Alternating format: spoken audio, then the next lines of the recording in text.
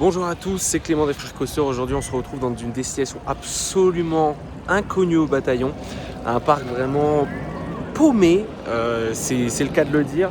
Je suis à Johannesburg, en Afrique du Sud, pour faire Gold Reef City. C'est sûrement le plus grand parc d'Afrique. C'est un parc qui, il me semble, si je ne dis pas de bêtises, est établi dans une ancienne mine d'or.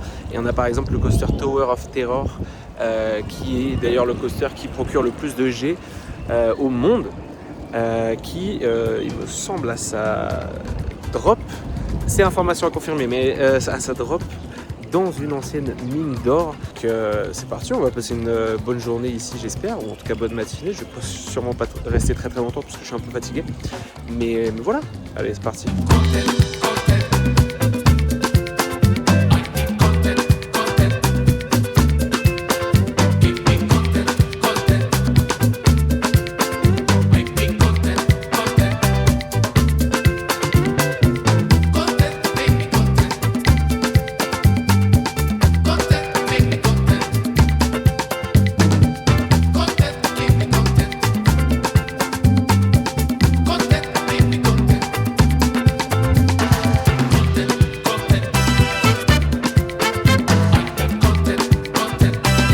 Bon, étant donné que mon intro était assez laboureuse comme ça, je vais vous la refaire maintenant en face cam. Je me suis rendu il y a quelques semaines à Gold Reef City, un parc situé à quelques minutes du centre-ville de Johannesburg en Afrique du Sud. Le parc a ouvert en 1987 sur une ancienne mine d'or qui a fermé en 1971. Si vous êtes allé à l'école, la date d'ouverture doit vous faire tilter. Bon, on va faire un peu d'histoire pour la première fois sur cette chaîne. Lorsque Gold Reef City ouvre, comme vous devez le savoir, l'Afrique du Sud est encore sous régime de l'apartheid. Vous connaissez sûrement Nelson Mandela. Si vous ne connaissez pas, les gars, retournez à l'école.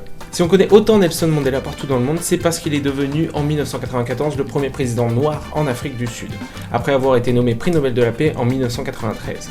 Ce prix Nobel lui a été décerné après avoir participé à abolir les lois de l'apartheid. Mais du coup, elle disait quoi ces lois? Déjà, apartheid, ça veut dire mise à part en afrikaans, et là vous voyez déjà où je veux en venir. C'est une série de lois ultra racistes établies en 1948 séparant les personnes blanches des personnes de couleur. Par conséquent, je vous laisse deviner lesquelles étaient privilégiées et lesquelles étaient victimes de discrimination. C'est exactement le même principe que la ségrégation raciale aux États-Unis qui a été abolie au XXe siècle. Martin Luther King, Rosa Parks, tout ça, vous connaissez. Les blancs et les noirs étaient séparés dans la vie de tous les jours et dans la vie politique. Les noirs n'avaient tout simplement pas le droit de vote dans la vie politique. Et ces lois allaient encore plus loin puisqu'elles pouvaient même définir l'endroit où vous habitez, puisque certains endroits étaient accessibles uniquement aux personnes blanches et non aux personnes noires. Tout ça alors que la population noire représentait 67% de la population sud-africaine à l'époque. Et les blancs dans tout ça, 21%. En 1992, un référendum est mené auprès de la population blanche. 69% des votants exprimés souhaitent la fin de l'apartheid. Le 27 avril 1994 est un jour historique pour l'Afrique du Sud puisque les premières élections au suffrage universel sans distinction de couleur sont organisées dans le pays. Et Nelson Mandela les remporte avec 62% des votes et devient donc le premier président noir en Afrique du Sud. Le pays adopte un nouvel hymne, un nouveau drapeau que voici, et qui regroupe le plus de couleurs parmi tous les drapeaux des pays du monde. Malheureusement encore aujourd'hui, on ressent encore les effets de l'apartheid sur la société sud-africaine. Les personnes noires sont beaucoup plus représentées dans des emplois moins bien payés et beaucoup plus dégradants pour leurs personnes. Les inégalités se voient également dans l'équipe de rugby, qui est le sport national en Afrique du Sud, puisqu'après avoir obtenu l'organisation de la Coupe du Monde en 1995, le pays remporte la compétition, mais il est encore difficile pour les joueurs noirs d'intégrer l'équipe en raison du manque d'infrastructures et du manque de possibilités pour devenir professionnels. En 2010, le pays devient la première nation africaine à organiser le plus grand événement sportif de la planète, la Coupe du Monde de football. Ça vous rappelle sûrement des souvenirs, hein, mais bon, pour les Français, c'était plus synonyme d'humiliation, voilà. Mais bon, on va dire qu'on s'est quand même bien rattrapé en 2018. Désolé les Belges. L'Espagne remportera le titre suprême face aux Pays-Bas en finale, au sein du FNB Stadium, une arène gigantesque construite spécialement pour la Coupe du Monde, 95 000 places devenant le 13e plus grand stade du monde et le plus grand stade d'Afrique. Il est situé proche de Gold Reef City et on peut l'apercevoir du haut du lift de l'Anaconda, l'un des 6 coasters que compte le parc. On y retrouve également l'un des derniers Shuttle Loop Schwarzkopf, encore en activité avec son launch d'origine. Je ne compte pas évidemment le Turbine anciennement Psyché Underground à Walibi Belgium puisque celui-ci possède un launch magnétique aujourd'hui. Mais on y retrouve surtout le Tower of Terror, le coaster avec le plus grand nombre de force G exercées sur un coaster à ce jour, avec un pic à 6,2 G. C'est donc sans aucun doute le plus grand parc d'Afrique dans lequel je vais me rendre au sein de cette vidéo. Voilà pour cette grosse parenthèse historique qui me semblait nécessaire quand on parle de l'Afrique du Sud. Et maintenant, je vous laisse découvrir le parc.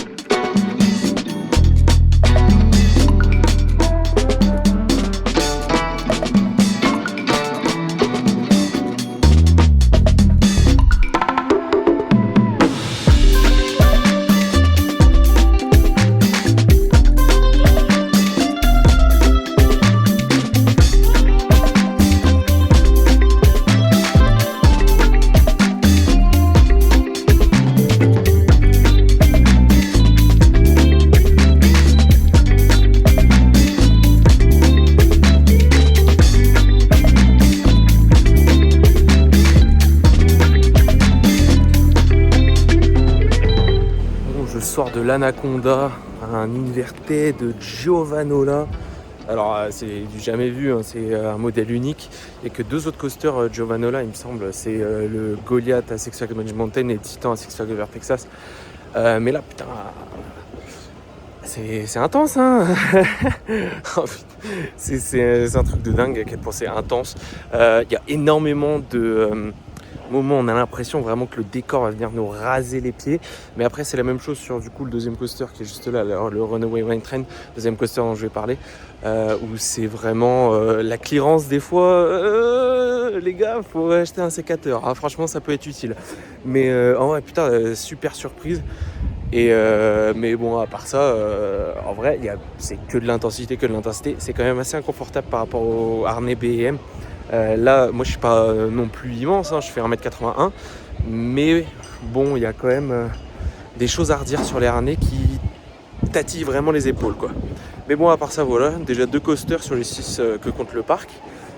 Donc c'est parti, on va continuer, hein. Alors voici derrière moi un des seuls shuttle loop Schwarzkopf originels encore existants, qui a encore son launch à pneus. Je sais pas du tout si c'est à pneus. Bref, on va aller tester ça, parce que comme si vous savez pas, Psyche Underground, c'est un launch moteur linéaire synchrone.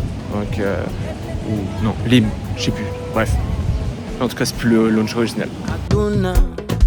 Dalila, lépp jàngit la moom dalila ñu ànd ak xeexandoor gaañi on y va Patrick Lumumba Kwame Nkrumah Mandela aduna potinala Wakanda aduna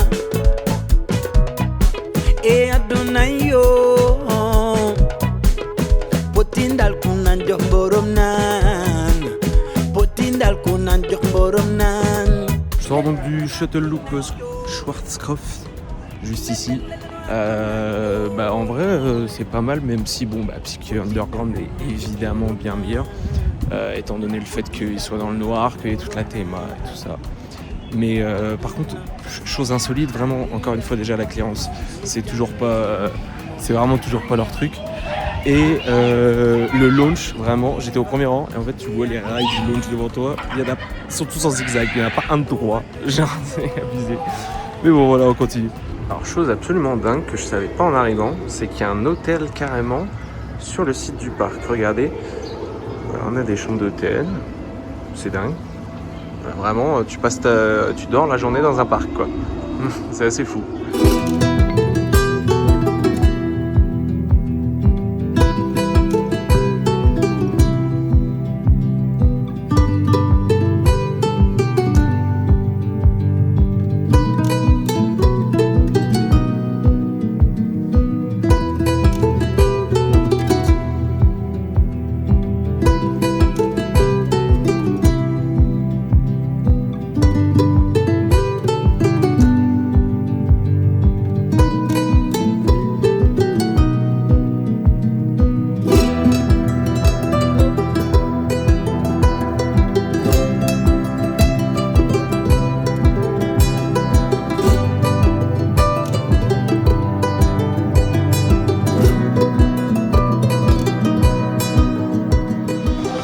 Je sors à l'instant du Tower of Terror. Il faut savoir ce que ce n'a aucun sens. C'est un constructeur déjà l'inconnu au bataillon, littéralement. Il y a un lift, ascenseur, c'est n'importe quoi. Descente à la verticale, le truc il fait 50 mètres, il descend dans une grotte. Et c'est le coaster où il y a le plus de G. En fait, en bas de la drop, il y a 6, je sais pas trop combien de G, mais un peu plus de 6 G. Donc c'est le coaster qui procure le plus de G sur cette planète. Et tu le sens, je l'ai bien senti dans le coup. Honnêtement, je sais pas quoi en penser parce que la drop, c'est quand même spectaculaire. Mais je trouve que s'il n'y avait pas la réception ou justement le principe du coaster supprenne autant de G, s'il n'y avait pas ça, pour moi, ça serait quand même mieux, on va dire. Mais bon, ça reste quand même un crédit, une bizarrerie à faire. Bizarrerie, c'est vraiment le bon mot. Parce que là, pour le coup, je sais vraiment pas comment penser, quoi. Mais voilà. Et il me reste plus qu'un crédit accrédité. Et après, on sera bon.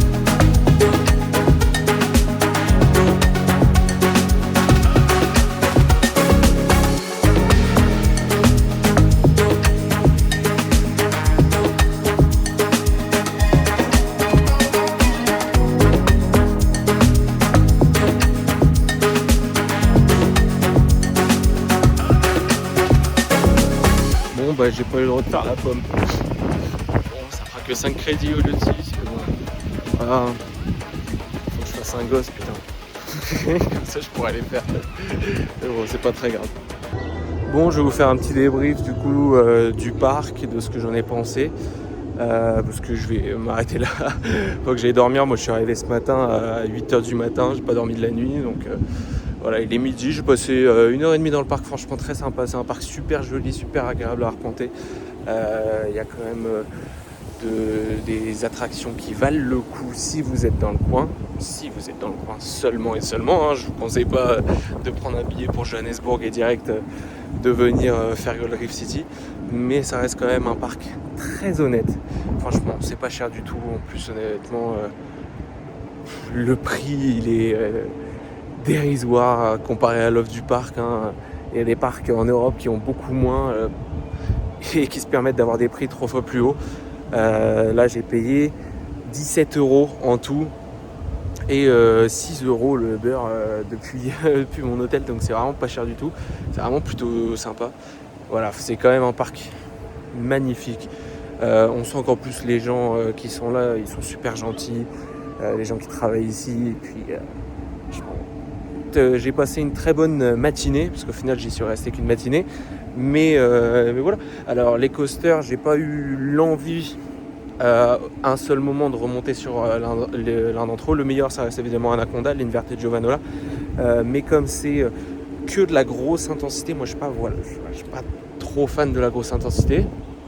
Moi en général je fais les coasters une fois et après je suis en mode bah c'est bon, j'ai compris le principe. Du coup j'ai pas vraiment l'envie de remonter dessus particulièrement, mais voilà, quand même j'aurais passé un très bon moment ici. C'est un parc à faire si vous êtes dans le coin. C'est le seul parc que j'ai fait en Afrique, hein, mais c'est sûrement le meilleur parc d'Afrique. Et puis voilà quoi, franchement, très bonne journée ici. Je sais pas ça sera quoi la suite, quelle vidéo, quel vlog, machin. C'était absolument pas prévu que je passe ici.